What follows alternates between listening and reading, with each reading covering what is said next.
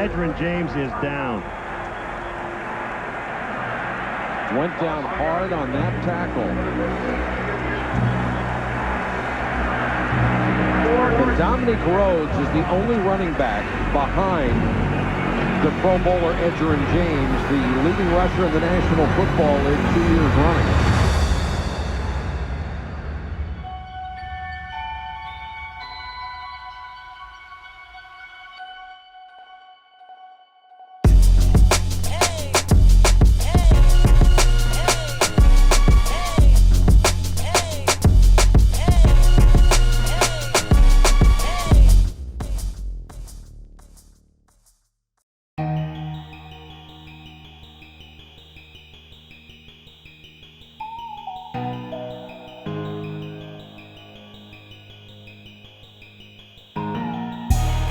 Yeah, I remember when I got injured, it was playing in Kansas City versus Kansas City Chiefs. You know, I think I was doing well. You know, I got off to a good start, probably one of my best starts. Looked like I was going to be leading the league in rushing again, but unfortunately, you know, I ended up tearing my ACL in that game. It was the dreaded injury. You know, the injury that it's tough to come back from.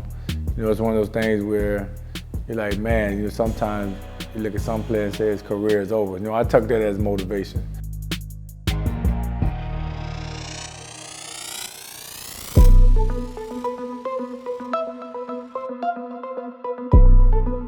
I took the mindset of, hey, let me take this on as a challenge. Part of that was, you know, you're gonna have to be able to rehab and take care of your body and do all those things. So, you know, I didn't take the traditional approach and stay around the team and work out at somebody else's pace. I bought this building in the Immokalee, which we ended up calling the Fun House.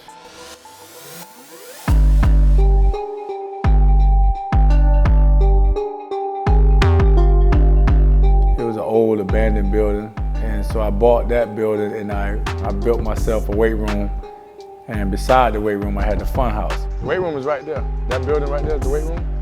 And so I had like, what I did, anytime I want to train late night, this was my comfort zone. So I spent probably 50, 60,000 in weight equipment, filled that building up, and this is where I would train. And once I tore my ACL and when I got hurt, this is where I was coming all the time to get that extra work in. So I made everything out to be, you know, somewhat fun, and also I had to work. So I kind of put two in one. I had a house that was for the kids and everybody can hang, so I can still do my mentorship and still do the things that can actually show the kids like, hey, these are the things you have to do to kind of stay out of trouble. This is a safe place for you to come. I had all the kids here. This is where we hang out, have everything. I had the basketball courts. It was all decked out.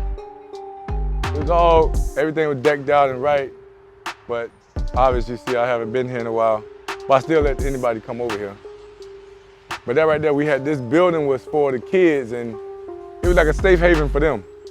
So I bought the properties, hooked them up for the kids, and so they had a place to come over here and play. If you was from Immokalee and you was from the age of 17 to 2 years old, you knew what the Fun House was. And I don't know if the kids really realized what they had.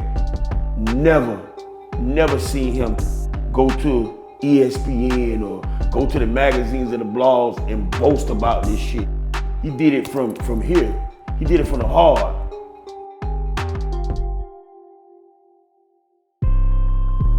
Coming back from that injury, from a statistical standpoint, you know, 1,500 yards is like a big deal, you know, in the league.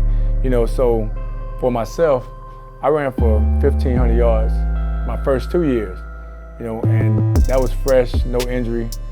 And, you know, and for me, it didn't look like it was a big deal. But once you get hurt, you know, you start looking at the history of things, you start saying, okay, yeah, that is something that is gonna be hard to obtain, you know.